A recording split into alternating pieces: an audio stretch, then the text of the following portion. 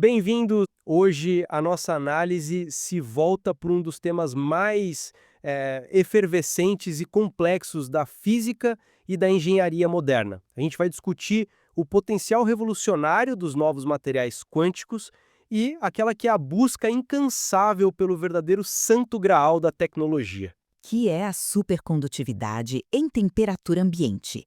E, bom, esse nosso encontro nasce justamente de uma enxurrada de publicações recentes, dados experimentais que vêm desafiando o que a gente achava que sabia. Exatamente. Estamos falando de pesquisas recentes do MIT sobre o grafeno torcido, descobertas da Penn State envolvendo a teoria das entropia, além de estudos da Universidade Norueguesa NTNU sobre ligas específicas e, claro, o comportamento anômalo do dióxido de vanádio.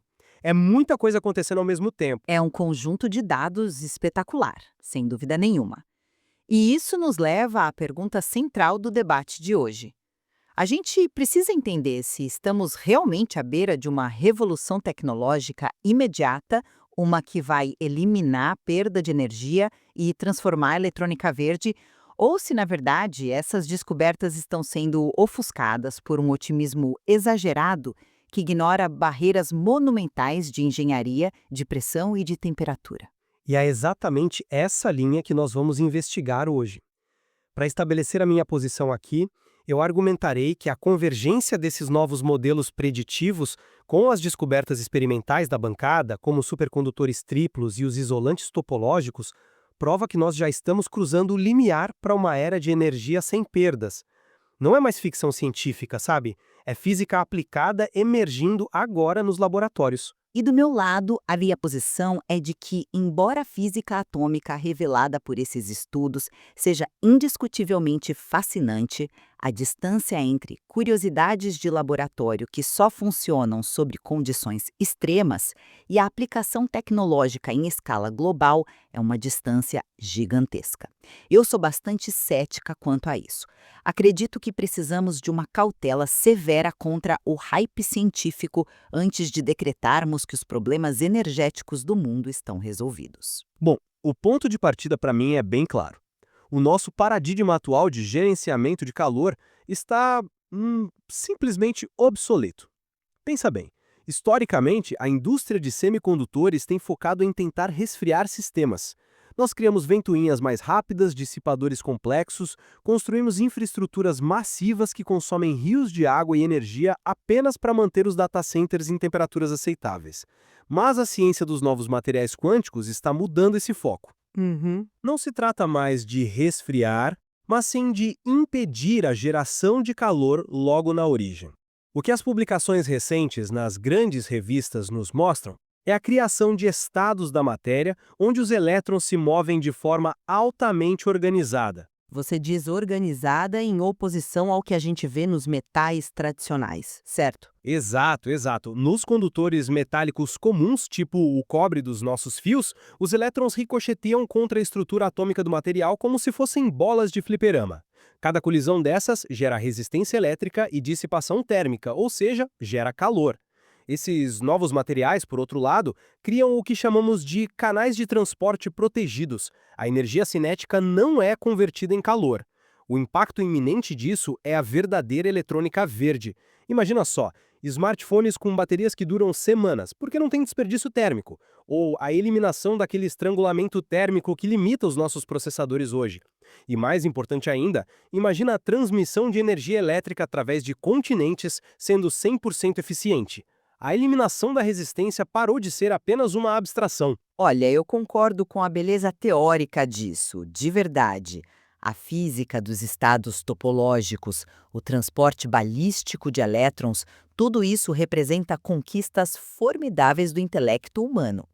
No entanto, a gente precisa ancorar essa visão na realidade empírica e, crucialmente, no nosso histórico muito recente de falsos alarmes. Basta lembrarmos do caso emblemático do LK-99 há pouco tempo. O mundo inteiro acreditou por algumas semanas que nós havíamos encontrado um supercondutor operando em temperatura e pressão ambientes. Houve um frenesi global absurdo. Foi um momento de muita euforia, não podemos negar. E o que o escrutínio científico rigoroso revelou logo em seguida? Revelou que aquele efeito de levitação parcial que a gente via naqueles vídeos virais era apenas ferromagnetismo. Era causado por impurezas de sulfeto de cobre na amostra e não pelo autêntico efeito Meissner, que é aquela propriedade fundamental onde um verdadeiro supercondutor expulsa os campos magnéticos de dentro de si e permite a levitação perfeita. Não havia supercondutividade genuína ali no LK99.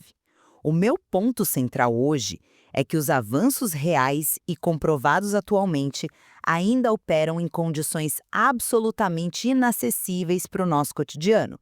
Estamos falando de pressões esmagadoras ou de temperaturas criogênicas extremas. Então, prometer uma revolução na eletrônica verde com base nessas descobertas iniciais é francamente ignorar que a escalabilidade industrial possui leis econômicas e termodinâmicas que são implacáveis. É um ponto forte. Eu entendo perfeitamente o seu ceticismo, especialmente no cenário pós-LK99. A gente ficou calejado. Mas deixa eu te dar uma perspectiva um pouco diferente, focando exatamente em como a física quântica está quebrando regras que nós considerávamos inabaláveis, e em temperaturas muito mais próximas do nosso dia a dia. Vamos olhar, por exemplo, para o dióxido de vanádio. Temos aqui um material que desafia diretamente a lei de Wiedemann-Franz. Que, só para refrescar a memória de quem está ouvindo e talvez não tenha a física clássica tão fresca na cabeça, é a lei que dita que bons condutores de eletricidade também precisam ser bons condutores de calor, correto? Isso, é a regra de ouro dos livros didáticos de termodinâmica. É por isso que uma panela de metal esquenta tão rápido no fogão e porque os motores fervem. Mas os pesquisadores descobriram que, no dióxido de vanádio metálico, a condutividade térmica atribuída aos elétrons é 10 vezes menor do que o previsto por essa lei clássica. Ele conduz eletricidade brilhantemente, mas ele barra o calor. E a explicação em nível quântico para isso é lindíssima. Os elétrons desse material, eles abandonam aquele movimento aleatório de saltos microscópicos que gera a transferência de calor nos metais normais. Em vez disso, eles se movem em uníssono. É como se, em vez de uma multidão caótica esbarrando uns nos outros em um show, ele se tornasse uma banda marcial altamente coordenada. Eles marcham na mesma direção como um fluido contínuo. A analogia da banda marcial é excelente para ilustrar visualmente o fenômeno. É. E tem mais, eu adiciono a esse cenário o estudo recente envolvendo a Universidade UFG e a Universidade Yale sobre a nematicidade eletrônica em seleneto de ferro dopado com enxofre. Eles comprovaram experimentalmente que é possível forçar os elétrons a fluírem preferencialmente em uma única direção, evitando as colisões e organizando esse tráfego. A física do fluxo de elétrons está literalmente sendo reescrita diante dos nossos olhos. E voltando ao dióxido de vanádio, sabe o que é mais impressionante? Ele faz isso a 67 graus Celsius. Não estamos falando de zero absoluto aqui, estamos falando de uma temperatura perfeitamente normal para componentes eletrônicos. É um argumento muito bem construído, mas a gente precisa olhar para as letras miúdas deste experimento específico com o dióxido de vanádio. Não me convence muito a ideia de que a quebra da lei de Wiedemann-Franz neste material vá, de alguma forma prática, reescrever a espinha dorsal da nossa rede elétrica. Sim, 67 graus Celsius é incrivelmente quente para esses fenômenos quânticos. Mas para a eletrônica prática do dia a dia, você precisa que o material seja um condutor nesse estado em temperatura ambiente real de operação, digamos uns 20 ou 25 graus. Para baixar essa temperatura de transição de 67 graus para algo útil no ambiente comercial, os cientistas precisaram, digamos, afinar o material. Eles doparam a estrutura com tungstênio. O que é um procedimento padrão, né? Na engenharia de materiais. Sim, claro que é. Mas o X da questão é o que acontece quando eles fazem isso. Ao adicionar o tungstênio para baixar a temperatura, o dióxido de vanádio se torna um melhor condutor de calor novamente. Ele perde justamente grande parte dessa propriedade anômala de reter o calor que era tão cobiçada. Na prática, as aplicações mais realistas para o dióxido de vanádio hoje não estão na fiação de perda zero, mas sim em atuar como um revestimento inteligente para janelas. Como ele reflete luz infravermelha acima de uma certa temperatura, ele dissipa calor no verão e retém no inverno. É uma engenhosidade brilhante, claro, mas não resolve o problema da condução elétrica sem perdas. Certo, é uma aplicação diferente, mas ainda assim é nascida da mesma quebra de paradigma da física. Sem dúvida. Mas e quanto ao seleneto de ferro que você mencionou? A comprovação da nematicidade, essa organização direcional do fluxo, é um marco teórico profundo. Mas o próprio estudo admite que o material ainda exige temperaturas baixíssimas para atingir o estado de supercondutividade impulsionado por essa nematicidade. Então, do ponto de vista da termodinâmica aplicada, sei lá, a um data center do Google, nós continuamos completamente reféns da criogenia pesada. É válido destacar a questão das temperaturas atuais, concordo.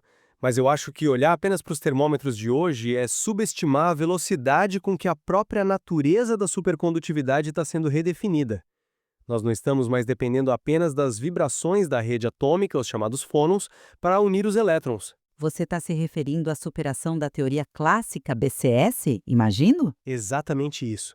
A teoria BCS, que explicava os supercondutores mais antigos, dizia que os elétrons formavam pares graças às vibrações da estrutura cristalina. E isso, de fato, só acontecia no frio extremo. Mas a pesquisa do MIT sobre o grafeno trilaminar torcido em ângulo mágico virou isso de cabeça para baixo. Eles pegaram 3 folhas de grafeno, que é, basicamente carbono com espessura de um único átomo, e as empilharam aplicando uma torção incrivelmente precisa de cerca de 1,1 graus. Uhum. O famoso ângulo mágico que cria o padrão Moiré. Isso. E para quem está visualizando em casa, é como sobrepor 2 telas de arame finas e girar uma delas só um pouquinho. Você vê surgir um padrão geométrico maior, completamente novo. No nível quântico, esse leve desajuste cria uma espécie de engarrafamento. Os elétrons, que normalmente voariam pelo grafeno quase à velocidade da luz, eles são forçados a desacelerar e a interagir fortemente uns com os outros. E o MIT detectou uma assinatura única ali, uma curva acentuada em forma de V no gap supercondutor, o que é muito diferente da curva suave dos materiais tradicionais. São os próprios elétrons que estão fazendo o trabalho pesado por meio dessas fortes interações. Se a gente compreender plenamente esse engarrafamento forçado, nós poderíamos replicar essa supercondutividade não convencional em outros materiais, sem precisar do frio extremo para acalmar a rede atômica. Essa manipulação do grafeno é, honestamente, uma das coisas mais elegantes que a física experimental já produziu. Mas, de novo, eu preciso trazer a perspectiva da manufatura para a mesa. Torcer camadas atômicas a exatos 1,1 graus em uma amostra microscópica dentro de uma câmara limpa do MIT é uma coisa. Fazer isso em quilômetros de cabos de transmissão ou em bilhões de transistores comerciais com um nível de tolerância de falhas igual a zero é um pesadelo de engenharia. E talvez nem seja fisicamente viável em larga escala industrial. Mas o grafeno é só o começo de como a gente está repensando as regras. Isso me leva à liga de nióbio-rênio, o NBR, e ao trabalho sensacional da Universidade Norueguesa NTNU. O NBR apresentou sinais fortíssimos de ser o que a gente chama de um supercondutor triplo. Diferente dos convencionais, onde os elétrons formam pares com spins opostos que se cancelam, que são os pares singetes, nos supercondutores triplos, os elétrons se alinham na mesma direção. E isso abre as portas para a spintrônica, certo? Formação, o que sempre vai gerar atrito e calor, você transmite apenas o spin, o momento magnético dele. É como passar uma mensagem em uma fila de pessoas apenas tocando no ombro do colega da frente, sabe? Ninguém precisa sair do lugar. O NBR consegue transmitir essa corrente de spin com resistência zero. Isso é simplesmente o santo graal para estabilizar os frágeis qubits da computação quântica. E detalhe, o NBR faz isso a 7 Kelvin. Em termos de fenômenos quânticos baseados em spin puro, 7 Kelvin é uma temperatura consideravelmente alta. Olha, eu compreendo que no microcosmo da física de matéria condensada, 7 Kelvin possa ser celebrado como um dia quente de verão na praia. Mas na engenharia do mundo real, 7 Kelvin ainda é menos 266 graus Celsius. Para manter qualquer sistema operando a essa temperatura, você precisa de uma infraestrutura massiva de hélio líquido. E o hélio líquido é absurdamente caro, é complexo de se isolar termicamente e, francamente, insustentável em larga escala global, já que estamos lidando com um recurso natural que é finito. Mas a prova de conceito está lá na bancada. A prova conceitual da espintrônica é de fato espetacular, não tira o mérito. Processar informações sem mover carga resolveria sim o aquecimento. Mas além do frio extremo, a gente tem que olhar para a composição química do negócio. Nióbio e rênio. São metais raros. O rênio é, na verdade, um dos elementos mais escassos de toda a crosta terrestre. Substituir a nossa atual infraestrutura, que é baseada em silício e cobre, que são materiais abundantes e baratíssimos, por matrizes de nióbio e rênio resfriadas a hélio líquido, bom, simplesmente não é uma solução viável para a crise climática que a gente enfrenta nesta década. A logística, o custo de mineração e a manutenção ambiental dessas plantas seriam astronômicos. A escassez dos materiais é um argumento justo que você traz, eu reconheço. Mas E só para complementar, já que estamos falando sobre esse transporte perfeito de elétrons, veja aquele outro experimento incrível que você mencionou lá no começo, conduzido pelos laboratórios Riken com os isolantes topológicos. Eles criaram um material baseado em bismuto, telúrio, selênio e manganês que funciona como um isolante topológico magnético. E eles de fato observaram o chamado efeito Hall quântico anômalo. onde a borda do material conduz eletricidade perfeitamente, com zero perda de energia, enquanto o interior age como um isolante, como se fosse borracha. E o mais incrível é que, bom, não precisa de um campo magnético externo gigantesco para forçar isso. É lindo de ver. O resultado casou perfeitamente com a teoria matemática. Mas sabe qual era a espessura da região ativa nesse experimento do Riken? Apenas 70 átomos de espessura. E o sistema inteiro operava quase no zero absoluto. É, sim, um triunfo indiscutível do intelecto humano entender a topologia quântica. Mas se um grão microscópico de poeira arranhar a superfície desse material, a topologia vai para o espaço, ele perde a propriedade.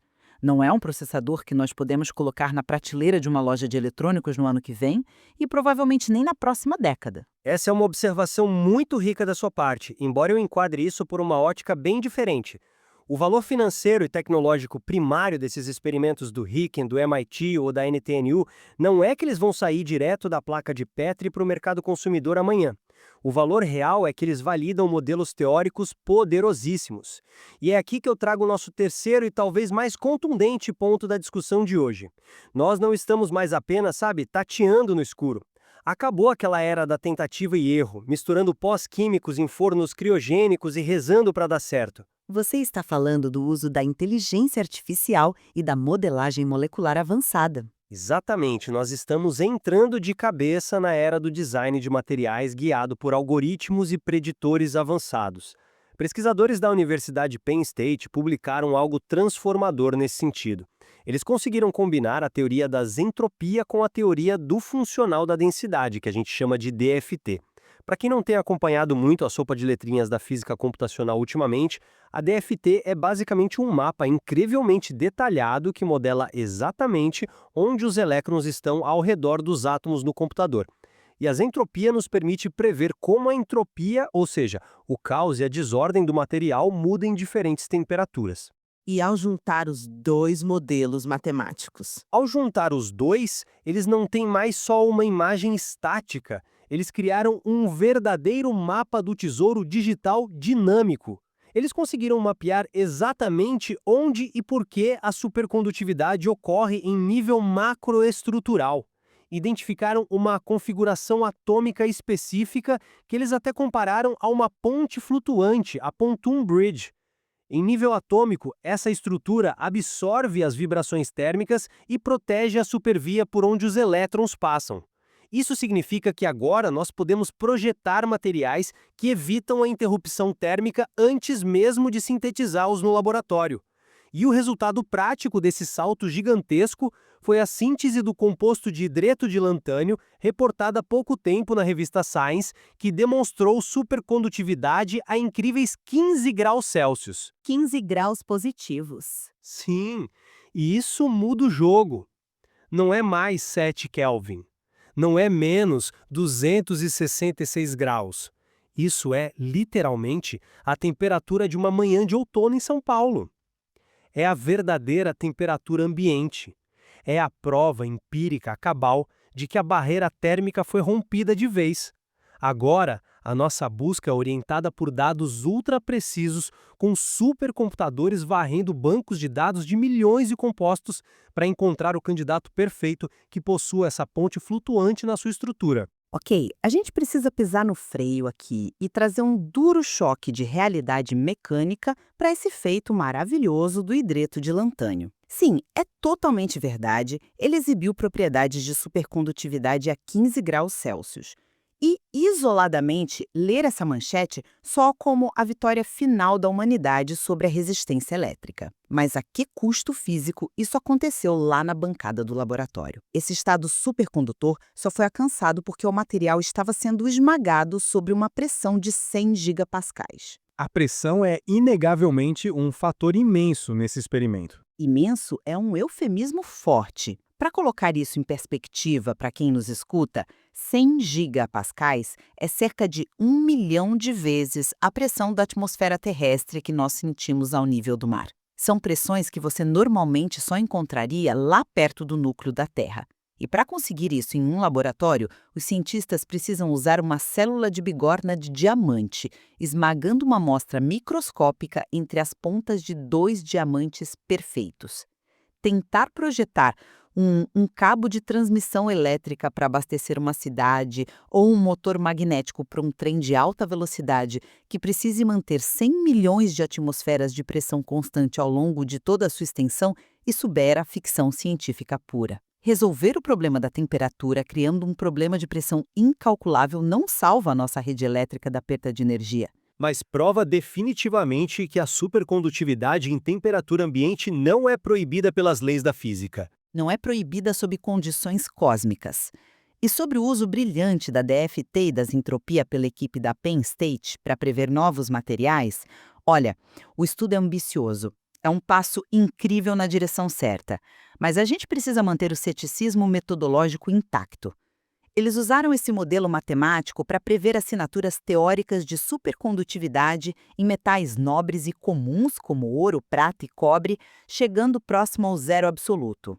Historicamente, afirmações de que o ouro ou a prata podem se tornar supercondutores enfrentaram obstáculos gigantescos na bancada experimental e nunca foram consensualmente aceitos pela comunidade acadêmica. Mas o modelo propôs que as condições estruturais para que isso aconteça existem. Sim, mas modelos de computador e extrapolações estatísticas, por mais elegantes que sejam na tela, são mapas. Eles não são o território físico. Eles guiam a busca, mas exigem validação empírica rigorosa.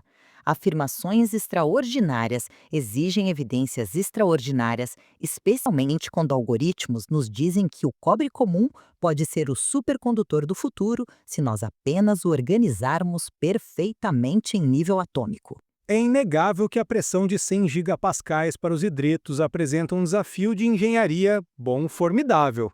E eu concordo plenamente com você que a necessidade de validação experimental é a espinha dorsal da nossa ciência.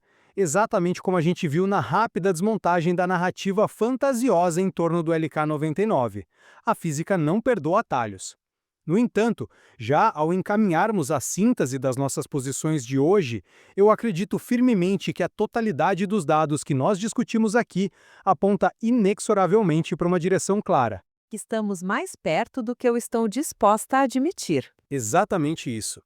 Embora os desafios pragmáticos de pressão brutal nos hidretos e as temperaturas de 7 Kelvin nas ligas de nióbio-rênio existam hoje, a velocidade com que estamos descobrindo mecanismos quânticos completamente alternativos é sem precedentes na história da ciência. Nós saímos de uma era onde a supercondutividade era vista como um fenômeno estritamente atrelado a vibrações de rede em baixíssimas temperaturas para um ecossistema incrivelmente rico e diversificado. Temos supercondutores triplos facilitando a espintrônica, temos grafeno de ângulo mágico manipulando correlações fortes e temos a condução topológica isolando o caos térmico.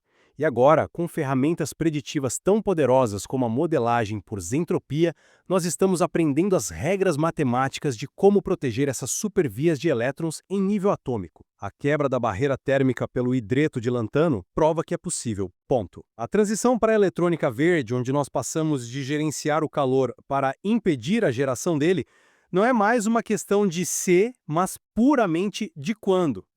A revolução já começou, só que lá na nanoescala. Bom, para resumir a minha perspectiva após esse excelente debate que tivemos, eu reitero que a ciência da matéria condensada está inquestionavelmente vivendo uma era de ouro. Nós estamos revelando estados da matéria que antes eram absolutamente inimagináveis. A descoberta de que os elétrons podem marchar em uníssono, quebrando leis seculares como a gente viu no dióxido de vanádio, ou transmitir momento angular de spin sem perda de energia através do NBR, isso é um testemunho monumental da nossa capacidade de interrogar as leis da natureza. É física poética, no fim das contas. É sim. No entanto, o meu argumento central permanece muito firme. O nosso otimismo em relação a algoritmos preditivos e maravilhas quânticas deve necessariamente ser temperado pela dureza implacável da termodinâmica, da engenharia de materiais pesada e das restrições logísticas de usar recursos raros na Terra. Observar um fenômeno isolado em um filme de material com apenas 70 átomos de espessura a temperaturas onde o ar se tornaria líquido, ou então prensar hidrogênio a 100 gigapascais de pressão, está a mundos de distância de construir um smartphone comercial de longa duração ou uma rede elétrica inteligente e sustentável. A verdadeira revolução verde não vai ocorrer apenas nos quadros negros do MIT ou nos clusters de inteligência artificial da Penn State. Ela só vai se concretizar de fato quando esses materiais passarem da precisão atômica de laboratório para processos de fabricação viáveis, que sejam economicamente escaláveis e absolutamente compatíveis com as matrizes industriais atuais. Até lá, o silício e o cobre continuarão governando o nosso mundo imperfeito. Olha, se há um ponto em que ambos nós concordamos firmemente após dissecar todas essas pesquisas incríveis, é que a complexidade absurda desses novos estados da matéria exige uma colaboração global massiva e, acima de tudo, um rigor científico implacável para conseguirmos separar o que é ruído do que é sinal verdadeiro. Com certeza. O mesmo escrutínio metodológico rigoroso que desmontou a ilusão do LK99 em questão de semanas é o rigor que, um dia, poderá confirmar o nosso verdadeiro santo graal tecnológico. O esforço intelectual deve continuar desafiando ativamente as suposições que hoje nós temos como certas. E a busca pelo material perfeito continua a esticar os limites do que o intelecto humano pode conceber. Sem dúvida nenhuma, nós continuaremos acompanhando de perto cada publicação empírica e cada novo experimento topológico que se propõe a reescrever as regras da condução de energia no universo. Agradecemos a todos que dedicam o seu tempo para entender as nuances fascinantes do avanço científico junto conosco. Até o nosso próximo encontro